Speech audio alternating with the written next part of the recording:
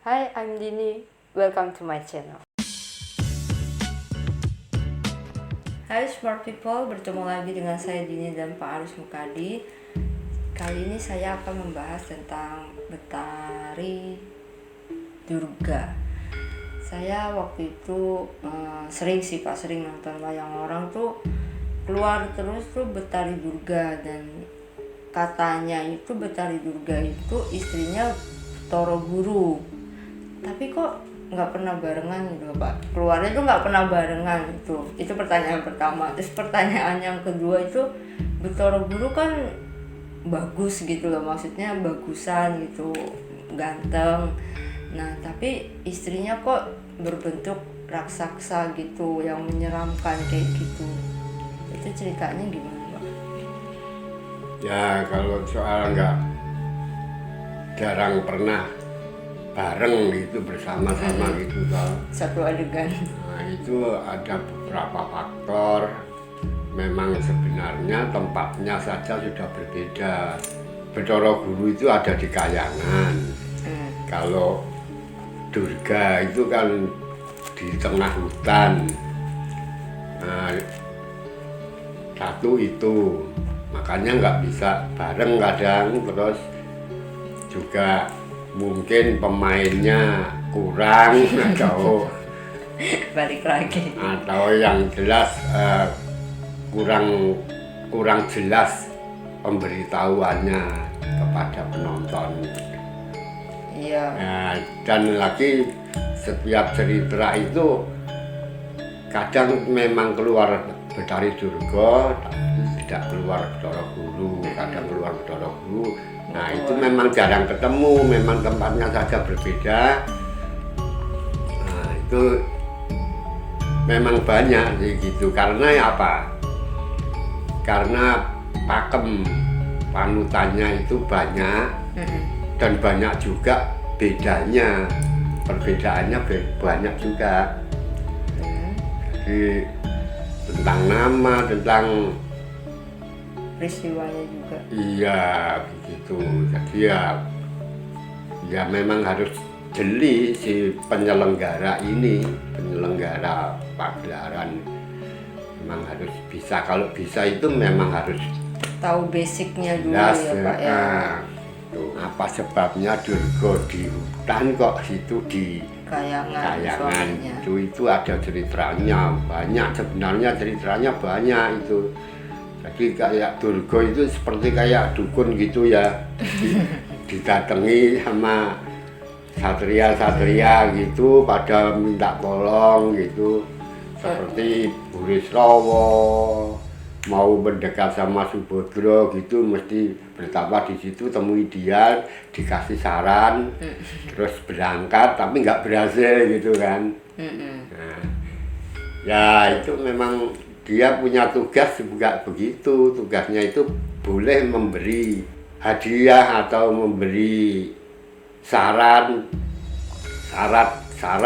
itu, tapi tergantung nanti. Kalau dia tujuannya jelek pasti gagal. Itu. Oke. Sekarang tentang Durga itu sebenarnya namanya si Gauri Umo Durga, terus Umayi. Kalau Dewi Parwati itu Nah, Umo Parwati itu juga Durga. Durga kan? Iya. Soalnya beda banget kalau yang di Pakem Mahabharata tuh kan Durga itu Dewi Parwati, malihannya Dewi Parwati dan istri dari Dewa Siwa. Tapi kalau di wayang orang, kita kembali lagi kita bicarakan wayang orang, itu Toro Guru. Makanya Betoro Guru itu kan juga gambarannya Dewa Siwa itu. Nah, jadi ya makanya di situ kecuali Umayi, makanya saya juga seneng kalau yang pakai nama Umo Parwati. Jadi digabung aja begitu. Jadi tidak menghilangkan yang sebenarnya di sana itu begini, ini pakemnya sebenarnya begini gitu. Disesuaikan aja gitu. Toh tidak mengurangi apa-apa toh. Jadi Umayi dipanggil Umo, nah ini Umo Parwati ya udah ceritanya saja biar tahu nanti jelas sekali mungkin bisa menjelaskan ya. Nah,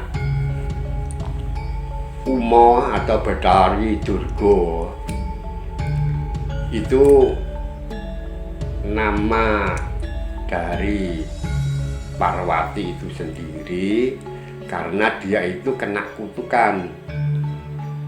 Jadi hingga wajahnya begitu itu kena kutukan, dikutuk oleh Bathara Guru sendiri. Saya gambarkan dongengkan riwayatnya ya. Mungkin bisa disambung-sambung dengan keluarnya Bathari Durga yang cuman itu gitu. Coba saya adegan. Nah, jadi pada suatu saat di Kayangan, ini cerita Kayangan ini. Jadi belum keluar manusia, belum banyak yang masuk dalam peran situ. Ini cerita dewa-dewa, masih cerita dewa. Jadi pada suatu saat itu Bathara Guru atau Manikmaya atau Trilocana atau wah itu namanya banyak itu Bathara Guru itu juga dosa namanya itu banyak. Nah itu pada suatu saat Bathara Guru itu sedang bepergian untuk memperhatikan atau melihat, nah, jadi memperhatikan itu ngawasi itu atau untuk melihat untuk menghibur diri gitu. Jadi ya dharma wisata gitulah. Jalan-jalan lah ya Pak. Nah umpamanya gitu. Itu bersama dengan permaisurinya yang Umo Parwati itu.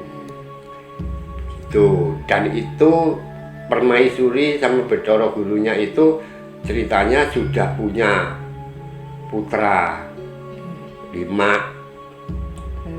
Jadi putra 5 itu 1 Sambu, 2 Brahma, 3 Indra, 4 Bayu, 5 Wisnu.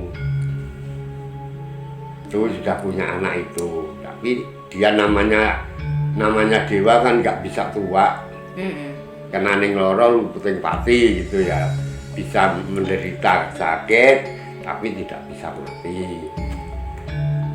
Nah itu pada waktu jalan-jalan berdua itu naik lembu Andini di angkasa jalannya.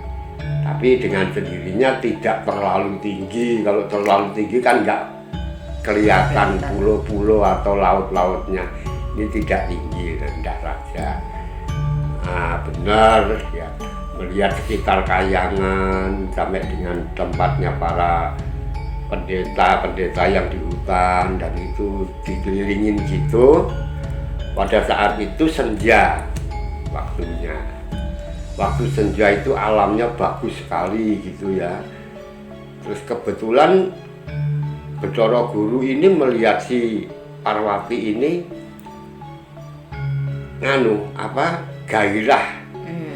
gairahnya datang gitu. Datang gairahnya, dia ingin bercinta lah berdua gitu, bercinta sama istrinya di atas sapi itu. Nah, tapi istrinya menolak gitu. Mbok nanti saja di rumah gitu maksudnya. Kalau orang biasa kan begitu, menolak. Tapi Bathara Guru sudah berniat untuk bercinta gitu. Nah, tapi ditolak sampai dipaksa-paksa gitu. Terus si Parwati mengatakan, kok maksa-maksa kayak raksasa saja gitu. Nah, dibilang gitu, Bathara Guru langsung keluar taringnya. Terus keluar taringnya. Nah, setelah keluar taringnya marah toh Bathara Guru. Bathara Guru marah, ini lebih dipaksa lagi. Paksa lagi, inilah si sapinya itu dinaiki berdua terus yang di atas pada kayak orang berantem gitu kan, oleng gitu, masuk ke laut, jatuh ke laut, terus naik lagi, ya nggak basah lah wong dewa. Jadi masuk di api juga nggak kebakar tuh. Naik lagi, berhenti, turun, marah Bathara Guru, kamu kok menolak sampai begitu, padahal saya ingin melampiaskan rasa cinta gitu, dan saya bukan memaksa untuk berlaku seperti manusia. Kamu dan saya kan dewa dan dewi, itu bisa merasakan tanpa menyentuh, bisa nampak tanpa dilihat. Ya kan, ya dewa dewi gitu. Jadi kalau saya bercinta dengan kamu tidak seperti manusia yang harus bersentuhan, harus bersentuhan. Padahal ini Bathara Guru itu cuman mau menyentuh perut, itu maksudnya itu mau memberi Kumara Dewa, memberi anak. Nah gitu loh. Jadi bercinta itu kalau dewa itu kan bisa saja dari jarak jauh juga bisa merasakan dari jarak jauh. Nah itu, nah, maka terus sampai si Betari Uma Parwatinya juga menyumpahi, yang keluar taringnya malah si Bathara Guru. Kan disumpahi kayak raksasa saja gitu keluar taringnya. Nah ini terus kamu bersalah 3 masalah dengan saya. 1, kamu menolak perintahku, permintaanku. Terus 2, kamu menolak rasa ingin bersatuku dan rasa keinginanku untuk mempunyai putra. Dan 3, kamu mempermalukan aku. Raja Dewa sampai keluar taringnya begini seperti raksasa. Sebenarnya yang wajahnya dan tubuhnya seperti raksasa itu kamu. Nah, dia terjadi seperti raksasa. Uma Parwati nangis di situ. Kasih tahu, sudah jangan nangis. Mungkin ini sudah memang harus kamu akui kesalahanmu. Maka dari itu ini sebagai hukumanmu, bukan hanya sampai di sini, tapi kamu harus meninggalkan Kahyangan. Kamu harus tinggal di Krendowahono. Krendowahono atau Setra Gondomayit ya. Nah gitu di situ.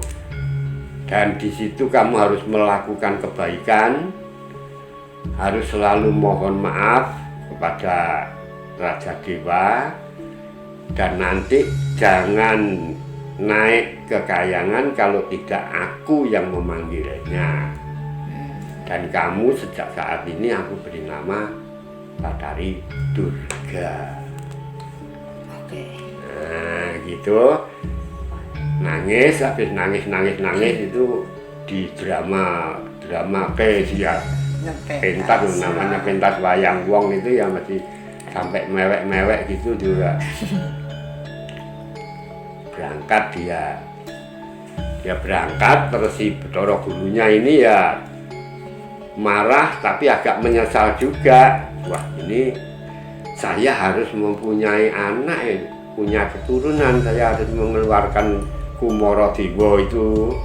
Nah, wah saya harus mencari penggantinya, pengganti tapi yang seperti Uma Parwati atau Umayi. Terus dia nyari-nyari dalam angan-angannya, dia ingat budinya. Ya uaknya gitu.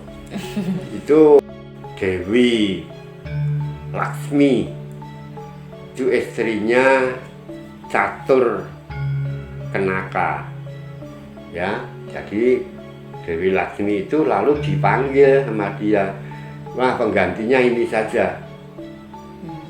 Nah, karena sana sudah waktunya harus berpisah itu berdua itu, jadi apa kawin kontraknya habis gitu bagaimana.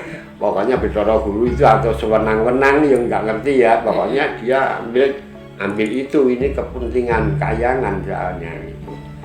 Diambil, datang si Dewi Laksmi, Bathari Laksmi itu datang di situ, dijelaskan sama Bathara Guru sampai dengan kesanggupannya, jadi kerelaannya dia untuk menerima sebagai permaisurinya Bathara Guru. Tuh kan komplang kalau di kayangan itu harus diliwakan gitu, nggak ada permaisurinya gitu. Diambil menjadi permaisurinya mau, terus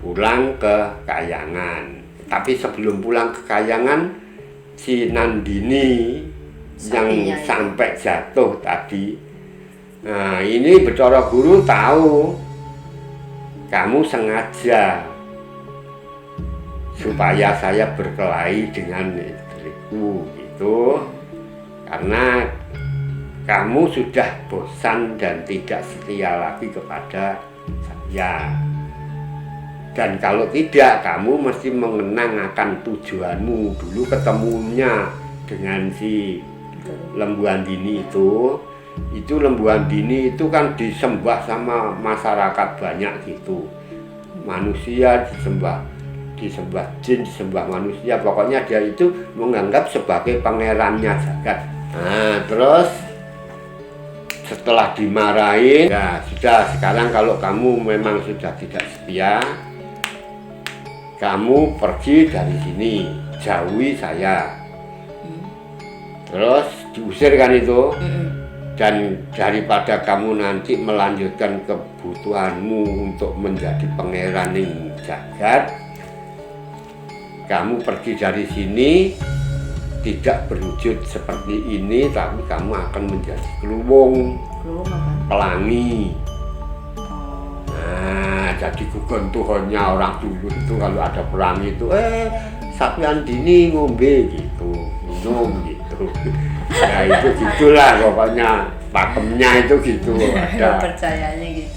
Ini pergi, terus si Bathara Gurunya manggil si penjaga gapura kayangan, ada 2 raksasa kembar. Bawa itu ya. Cingkara Bala Poto. Itu dipanggil, diperintah untuk memanggil kakaknya si Handono, berangkat panggil kakaknya datang, sapi juga. Kami Handono. Nah, karena ini sudah nggak ada kan, tadi istrinya nggak ada, terus manggil Dewi Laksmi, ini titiannya nggak ada, manggil lagi Handono. Dewa Handono itu datang di situ, sudah kamu gampangane kamu mengabdi kepada saya, adikmu sudah lama mengabdi. Nah, terus sejak saat ini Handono tak ganti namamu Handini. Yang tadi Andini kan, ini Andini. Nah, ya terus mulai dinaiki, bawa pulang. Nah ini yang membuat si Durga jadi jelek itu kan ini. Iya. Nah ini karena peristiwa ini. Pulang ke kayangan. Pulang ke kayangan belum lama, di bawah kayangan itu di samudra itu keluar api. Dewa-dewa laporan ini ada kejadian seperti ini. Bathara Guru bilang ya sudah dimatikan kalau itu membahayakan kayangan. Terus dewa-dewa datang ke sana, udah mati apinya udah mati. Apinya ya masih bisa ngeliat lah, apinya bisa mati, tapi matinya api itu keluar raksasa sak gunung anakan gitu. Dua raksasa, wah ini lebih bahaya lagi daripada api tadi. Nah, sama dewa diserang. Nah, jelas sudah masuk di lingkungan kayangan, raksasa nggak dikenal, serang, tapi dewa kalah. Dewa pada lari, diikuti terus sama dia. Ikuti dewanya lapor sama Bathara Guru. Bathara Guru tidak mampu menyingkirkan itu, ternyata api yang menyala di dalam laut itu wujudnya itu raksasa gede banget. Ya sudah, kamu di belakangku, datang raksasanya gue. Terus kamu ditanya siapa kamu, gini, aku Raja Dewa.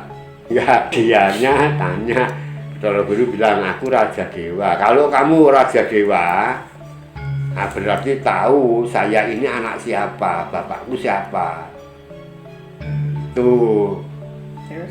Dia tanya, kalau kamu tanya tak kasih tahu, tapi kamu harus sujud di depannya Raja Dewa. Sujud. Dia sujud, dia sujud terus dipegang siungnya. Taring. Apa taringnya Dipegang. Dipotek. Dipatahin. Dua-duanya dipatahin. Terus apa bisa atau upas bisanya itu keluar, ditangkap sama Bathara Guru. Nah, toh raksasanya itu ngelumpruk, nggak punya daya, nggak bisa melawan, nggak bisa apa. Terus baru dikasih tahu, ketahuilah orang tuamu adalah aku. Ini adalah ajian tadi yang mau dimasukkan ke Uma Parwati, terus masuk ke laut tadi. Oh, Kumara Dewanya tadi itu. Nah, ini kalau sanggitnya wayang tetap pakai nama Komosalah. Nah, Komosalah itu kan. Nah, makanya lebih dihaluskan kalau begitu. Jadi Komosalah itu kan terus seperti mau berbuat seperti manusia gitu kan. Nah itu kan yang bikin suka rendah nama dewanya juga.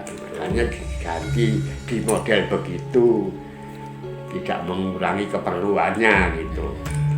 Nah terus dia dikasih tahu kalau saya ini ayahmu, saya ini orang tuamu. Nah sekarang kamu belum punya nama, tak kasih nama Bathara Kala. Nah kalau nanti kamu belum tahu mangsamu atau makananmu, kamu jangan sembarangan makan orang yang buat sesaji apa itu jangan. Jadi kamu mesti pilih-pilih, ini kamu yang boleh kamu makan itu kalau orang, pokoknya kalau ada nak ontang-anting, ontang-anting itu anak cuma satu-satunya, Anak tunggal itu bisa satu makananmu. Terus anak kembar 2, laki atau perempuan.